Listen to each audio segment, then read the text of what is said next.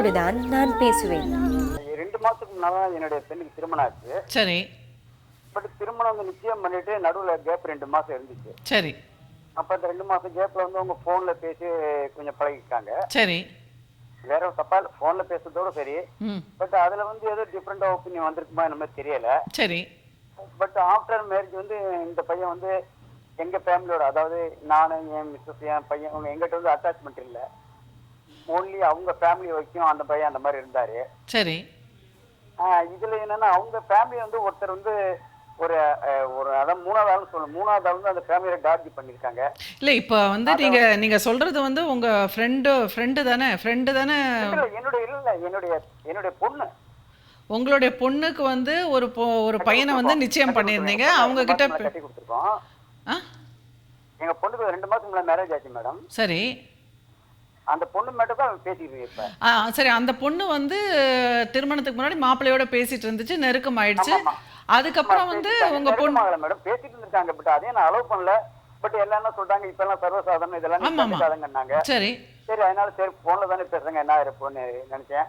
But இதுல வந்து அந்த பையன் என்ன பண்ணிருப்பாரு, கொஞ்சம் டீஸ் பண்ற மாதிரிலாம் தான் பேசியிருக்காரு. சரி பட் இந்த காலத்து பொண்ணுங்கெல்லாம் வந்து பதிலடி கொடுத்துருங்க. அந்த காலத்து பொண்ணு மாதிரி சுவாமி அடியன் அந்த மாதிரிலாம் சொல்லாதுங்க. பட்டு பேசிருங்க. அந்த மாதிரி எதோ இவங்களுக்கு பேசியிருப்பாங்களான்னு நம்ம தெரியல 2 பேரும். அதுல 1-2 அரசு பசங்களாம் கேள்விப்பட்டேன்.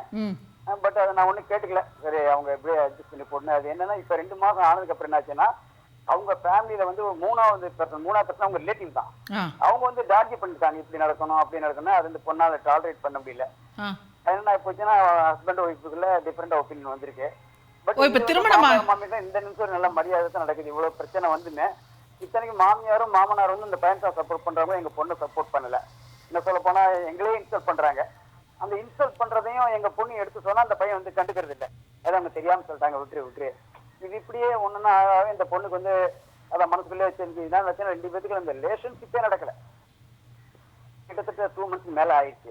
தாம்பத்தியமே நடக்கல, இன்னும் மேரேஜே கன்சமேட் ஆகல. ஆமா சரி அந்த மூணாவது நம்பர் குறுக்க வந்து தானே இவங்களுக்குள்ள ஒரு பெரிய பிளவாச்சுன்னு சொன்னீங்க திருமணமான உடனே. அந்த மூணாவது நம்பர் சொல்லிட்டு பையனை விட்டு சொல்லிட்டு வந்த மாதிரி தப்பு இருங்க. உங்க அப்பாவும் அந்த மூணாவது நம்பர் யாரு, அவர் என்ன செய்தாரு? 3ஆம் நம்பர்னா அந்த எங்க என் பொண்ணோட மாமியாரோட தங்கச்சி. அது என்ன பண்ணாங்க?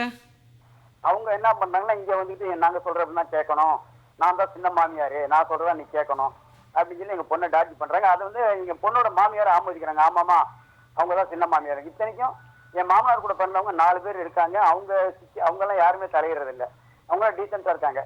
பட் இந்த ஒரு பார்ட்டி மட்டும் வந்து அந்த பொண்ணு வந்து டார்ஜ் பண்றது. சொந்தமா பையன் அந்த என்ன மேடம் சொந்தமா இது அம்மாவோட தங்கச்சி, அது எங்க அதாவது என் பொண்ணோட மாமியாரோட தங்கச்சி. இல்ல உங்களுக்கு சொந்தத்துல எடுத்திருக்கீங்களா மாப்பிள்ளைய? சொந்தம் கிடையாது, அண்ணியம் இந்த மேட்ரிமோனியல் மூலமா. சோ இப்போ உங்க பொண்ணோட மாமனாருக்கு 4 சகோதரர் இருக்காங்க, அவங்க யாரும் இன்டர்ஃபியர் பண்றது இல்ல. ஆனா யாருமே இன்டர்ஃபியர் பண்றது, அவங்க டீசென்ட்டா பிஹேவ் பண்றாங்க. இப்போ உங்களுக்கு எத்தனை பிள்ளைங்க? என்ன மேடம் உங்களுக்கு எத்தனை பிள்ளைங்க? எனக்கு பையன் பொண்ணு ஒண்ணு. பையன் என்ன பண்றாரு? பையன் வந்து போட் பண்ணிருக்கான். பையனுக்கு அடுத்தபடி அலையன்ஸ் முடிக்கணும். சரி இப்போ வந்து உங்க மாப்பிள்ளைக்கு கூட பிறந்தவங்க எத்தனை பேரு? மாப்பிள்ளை கொடுப்பாங்க ஒரே ஒரு அக்கா கட்டி கொடுத்தாச்சு. அவங்க வந்து தனி கொடுத்தம் தான் பண்றாங்க. இப்போ மாப்பிள்ளை வீட்டுல யார் இருக்காங்க? மாப்பிள்ளை வந்து மாமனாரும் மாமியார் 2 பேர் தான். அப்புறம் அவங்க தங்கச்சி அந்த அம்மாவோட தங்கச்சி வந்து அங்க இருந்து வெளியே இருந்து வந்து இங்க வந்து டார்ஜ் பண்ணுது. சரி இப்போ இது வந்து ரொம்ப சிம்பிள் மேட்டர். ஃபார் எக்ஸாம்பிள் ஒரு சின்ன ஒரு உதாரணம் சொல்றேன், நீங்க புரிஞ்சுங்கன்னு நினைக்கிறேன். என் பொண்ணை வச்சுக்கிட்டே அந்த அம்மா என்ன சொல்லியிருக்காங்கன்னா, நானும் என் ஹஸ்பண்டும் விஷத்தை குடினாலும் இந்த பையன் குடிப்பான் அப்படின்னு சொன்னால் அப்ப எங்க பொண்ணுக்கு எப்படி மனநிலை எப்படி இருக்கும்? இந்த மாதிரி எல்லாம் ரொம்ப இதா பிஹேவ் பண்றாங்க. இந்த பையனை கேட்ட இந்த பையன் ஒண்ணுமே தெரியாத மாதிரி அவங்க தெரியாம பேசுறாங்க இப்படியே சொல்லிட்டு இருக்காரு. இல்ல நானும் என் புருஷனும் விஷம் குடின்னு சொன்னாக்கா இந்த மாப்பிள்ளை குடிச்சிருவாருன்னு சொல்லிட்டு சித்தியும் சித்தப்பாவும் சித்தி சொல்றாங்க அப்படின்னு அந்த பையன் சித்தி அவங்க சொல்றாங்க. அப்படி சொல்லும்போது அவங்க அம்மாக்கு கோவம் வரலையா? அப்படி சொல்லும் பொழுது அவங்க அம்மாக்கு கோவம் வரலையா? அவங்க வந்து மனசுல ரொம்ப சந்தோஷப்படுறாங்க. ஆகா நம்ம தங்கச்சி வந்து அதிகாரம் பண்றா அப்படின்னு சந்தோஷப்படுறாங்க. அப்ப எப்படிப்பட்ட ஃபேமிலி பாத்துங்க அந்த ஃபேமிலி. இருங்க நீங்க ரொம்ப பதட்டமா பேசுறீங்க. நீங்க தேவையானதுக்கு மட்டும் நடந்தது சொல்றேன். சரிங்க இப்ப நான் வந்து நேரம் கம்மியா இருக்கு, என் தங்கச்சி தான் எல்லாமே அப்படிங்கிறாங்க. சரி நான் சொல்றேன், அது எனக்கு புரியுதுங்க. அது எனக்கு புரியுது. நான் உங்களுக்கு உங்களுக்கு ஒரு தீர்வு கண்டுபிடிக்கணுங்கிறதுக்கு தான் நானும் முயற்சி பண்ணுறேன். சரியா? கொஞ்சம் பேச்சு குறைச்சிட்டு நம்ம விஷயம் மட்டும் பேசலாம். இப்போ உங்கள் உங்கள் உங்கள் பெண்ணோடைய மாமனார் இருக்கார்ல, அவருக்கு வந்து கோவம் வராதா? அவங்க தங்கச்சி வந்து மச்சி நீச்சி டாமினேட் பண்ணுறாங்கல்ல வீட்டில். ஆமாமா. அப்போ உங்கள் மாப்பிள்ளையோட அப்பாவுக்கு கோவம் வராதா? அவர் தான் ரொம்ப க்ளோஸ் சொல்ல போனா. அவங்க அம்மாவை விட அவர் தான் 99 க்ளோஸ். அவர் வந்து மச்சினிக்கு இம்பார்ட்டன்ஸ் கொடுக்குறாரு. ஆமா, ரொம்ப இம்பார்ட்டன்ட். சரி, அப்ப விட மச்சினி, என் பொண்ணை விட அவரு பையனோட மச்சினி தான் முக்கியம் அவருக்கு. இம்பார்ட்டன்ட் கொடுக்குறாரு. சரி, அந்த அம்மாக்கு எத்தனை பிள்ளைங்க? அந்த அம்மாக்கு சின்ன மாமியாருக்கு எத்தனை பிள்ளைங்க? எங்க மாமியார், என் பொண்ணுடைய மாமியாருக்கா? உங்க பொண்ணோட மாமியார் மாமனாருக்கு அவங்க ஒரே பையன் ஒரே பொண்ணு தான். அது கரெக்ட்டுங்க. இப்ப சின்ன மாமியார் ஒன்று தொல்லை பண்ணிட்டு இருக்காங்கல்ல, அவங்களுக்கு ஒரே ஒரு பொண்ணு தான். அந்த பொண்ணை கட்டி கொடுத்தாச்சா? கட்டி கொடுக்க ட்ரை பண்ணிருக்காங்க. என்னுடைய வியூ என்னன்னா, இருங்க இருங்க இருங்க இருங்க இருங்க இருங்க இப்போ உங்க பொண்ணோட சின்ன மாமியார் தொல்லை பண்றாங்கல்ல, அவங்களுடைய அந்த சின்ன மாமனார் என்ன வேலை செய்யறாரு? அவங்க டீடைல் எனக்கு தெரியல மேடம். அவங்க ஃபேமிலி பத்தி அவங்க குடும்ப வாழ்க்கையில அவங்க சொல்லவே மாட்டேங்கிறாங்க. இல்ல, அவங்க குடும்பத்தோட இருக்காங்களா? அவங்க சின்ன மாமனாரும் சின்ன மாமியாரும் ஒன்றா தான் இருக்காங்களா? அவங்களுக்குள்ள நல்ல குடும்ப உறவு இருக்கா? குடும்ப வாழ்க்கை இருக்கா? இல்லை சின்ன வயசுலேருந்தே உங்கள் பொண்ணோட மாமனார் மாமியார் வீட்டிலே இருக்காங்களா? அவங்களுக்குள்ள என்ன அந்த பாண்டிங்ன்றது உங்களுக்கு தெரியுமா தெரியாதா? பொண்ணை வந்து அவங்க ப்ராப்ளம் தான் பண்ணுறாங்க. பொண்ணை ப்ராப்ளம் பண்ணுறாங்க, அது வேறு விஷயம். உங்கள் பொண்ணு இப்போ தான் போயிருக்கு, 2 மாதம் தான் ஆயிருக்கு. சரியா? அதனால் உங்கள் பொண்ணுக்கு உடனே பீடத்தில் வச்சு உங்கள் பொண்ணு தான் முக்கியம்னு சொல்ல முடியாது. புரிஞ்சுக்குங்க. இப்போது அவங்க வீட்டில் வந்து மாமனார் மாமியாருக்கு ஏன் வந்து அந்த சின்ன மாமியார் அவ்வளோ முக்கியத்துவம் ஆகுது? என்ன காரணம்? அவங்க வீட்டிலே அவங்க வாழறாங்களா, இல்லை தனியாக வாழறாங்களா? என்ன என்ன ஆச்சு? அது ஏதாவது உங்களுக்கு தகவல் தெரிஞ்சுதா? அது எங்களுக்கு தெரியாது இல்லையா? அது தெரியும். அதனால் நீங்கள் கம்முன்னு இருக்கணும். அதுதான் கம்முன்னு இருக்கணும். இப்போ நிறைய குடும்பங்களில் நிறைய விஷயங்கள் நடக்குது. சரியா? இந்த குடும்பத்தில் இருக்கணும்னு நான் சொல்லலை, ஏன்னா எனக்கும் தெரியாது. நிறைய குடும்பங்களில் நிறைய விஷயங்கள் மறைக்கப்படுது. ஸோ இப்போ நீங்கள் புள்ள எடுத்திருக்கிற வீட்டில், அவங்க வீட்டில் வந்து வேறு ஒரு நபருடைய ஆதிக்கம் ஜாஸ்தியாக இருக்குது அப்படிங்கிற பொழுது, அதற்கு வந்து அந்த வீட்டு அம்மா வந்து உடன்படுறாங்கன்னா, அப்போ ஏதோ ஒரு பிரச்சனை அவங்க வீட்டில் ஏற்கனவே இருந்திருக்கு. சரியா? இப்போ அதை வந்து அவங்க வந்து இருங்க, அதை வந்து அவங்க உங்களுக்கு மறைச்சிருக்கலாம். ஓகே, இப்போ இந்த பிரச்சனைக்காக இப்போ உங்க பெண்ணோட வாழ்க்கை பாதிக்கப்படக்கூடாது. சரியா? இப்போ உங்க மாப்பிள்ளை வந்து அதிகாரம் பண்றாரு. அவர் வந்து கொஞ்சம் வந்து அடக்கி தான் வைக்கணும்னு நினைக்கிறாரு பெண்டாட்டிய. சரியா? ஹலோ, சொல்லுங்க மேடம். உங்க மாப்பிள்ளை வந்து கொஞ்சம் டாமினேட்டிங் பர்சனாலிட்டி.